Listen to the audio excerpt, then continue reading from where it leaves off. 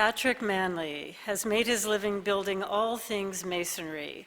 In the early years, he was a self-employed brick and stonemason, but soon chose to pursue designing and building wood-fired masonry heaters, pizza and bread ovens, and has traveled extensively to build them. Since 2000, he's made annual missions to Guatemala, bringing a group of 20 to 30 volunteers each spring. They've built thousands of vented, efficient, wood-fired masonry cook stoves in the mountains, and he now tells us the rest of the story. Please welcome Patrick.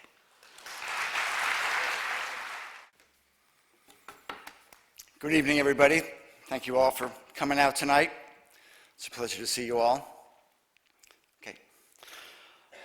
In the mountains of Guatemala, there are hundreds of thousands of Maya families whose sole source of heat and cooking is an open fire, usually in the middle of their kitchen floor. There's no ventilation, there's no chimney to get rid of the toxic wood smoke. The air is blue with smoke, and the walls and chimneys are coated with black, shiny creosote, as are the lungs of the women who tend the open fire in order to feed their families. Constant exposure to the hot smoke actually burns their eyes, and they gradually lose their eyesight. Babies on their backs are also breathing the smoke, and their lungs are damaged for life. Unfortunately, our red blood cells have an affinity for carbon monoxide and will absorb that instead of the oxygen that you breathe. And when you're at 5,000 or 10,000 feet, where most of these villages are, there's not much oxygen to breathe to begin with. As we walked through the villages, we often saw dwellings leaking smoke from holes in the walls, the roof, around the doors.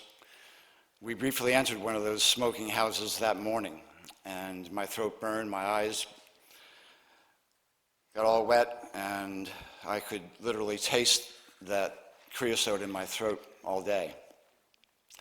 I was not very aware of this problem in Guatemala until I was invited to join by a man from Canada, Tom Clark, who had been there the year before, and he was looking for masons that would come down and help him to build stoves. And looking back, they were leaving in like less than a week, and looking back, before I even finished reading the email, I knew that I was going to go down. The vented cook stoves that we built that week were all fairly basic when it comes to masonry. All the bricks and other materials were purchased locally. The masonry cook stoves also absorb heat during the day and give it back during the cold of night.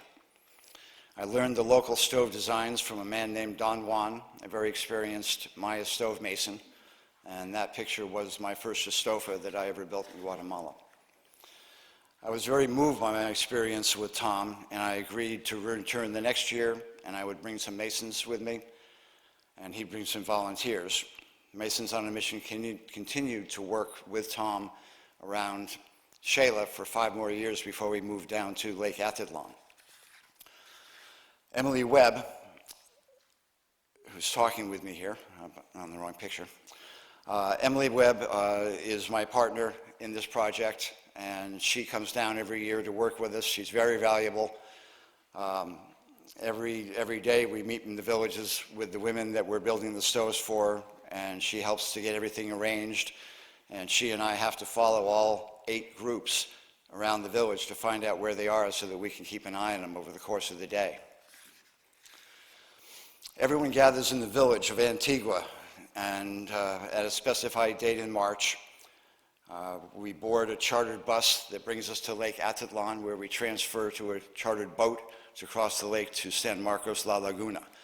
The boat ride is spectacular, with mountains and extinct volcanoes rising up all around the lake.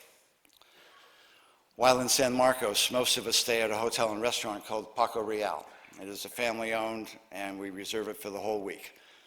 Coffee's ready at 6, breakfast at 7, and on this day, we all needed to get down at the dock at 8 o'clock to catch a few of the boat taxis to a village called Jabalito that is only accessible by boat or by trail. The red bricks in this firebox, sorry, our special wood-fired bricks. They're very soft. We can cut them with a hand saw.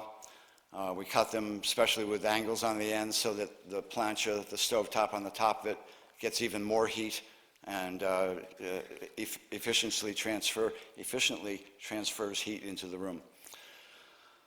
Teams of 3 people are formed around the team leader, who is an experienced stove builder. Next is someone who has been with us for a few years, and the last person is a new volunteer who helps with the brick cutting and mixing mud, etc. 5 years ago, we started having a group of students from a community college in Tampa joining us building stoves. It's an incredible experience for them, as well as for Masons on a Mission team leaders. It's a pleasure to introduce young adults to our project and to a part of the world that is very new to them. Our key man in San Marcos is Miguel Mendoza. He's a local Mason, and he builds stoves during the year for us as funds allow. Miguel arranges all our materials to be delivered so that when we get there we can go right to work. I want to talk a minute about his son, Eddie, who was born with scissor legs and was barely able to crawl, and he was carried everywhere that he went. 5 years ago, a very generous volunteer offered to cover any and all expenses to get Eddie treated in Boston. We brought him to Maine, brought him to Boston. He was diagnosed with cerebral palsy. 2 trips and several surgeries later, Eddie is now learning how to walk for the first time at 14 years old. We gather every day at the Central Park, 8 o'clock in the morning, and load ourselves and tools into pickup trucks. Roads are rough with large potholes. The drivers generally drive like hell, braking and speeding up for miles. People do take a second look as we pass by. 3 pickup trucks filled with gringos, all talking and laughing. Most villages that we work in take 10 to 20 minutes to reach. Pasaquim is on a mountain overlooking the lake, literally at the end of the road. It takes us almost an hour traversing switchbacks to reach the village, and this was one of the families that I built the stoves for. There are many memorable experiences that we all share every day with our Maya families. One of the things that I see all the time is the family bond that holds generations together. Few families have much stuff, but there is a close bond with as many as 4 generations living together, which is a beautiful thing to see. We leave for Masons on a Mission's 21st year in a month. It's a reunion every year with many volunteers returning from previous years. We will build 40 stoves, building 40 families, and as many as 200 men, women, and children clean air to breathe. And women will get off of their knees and stand at their new stoves to prepare meals for their family. Thank you very much.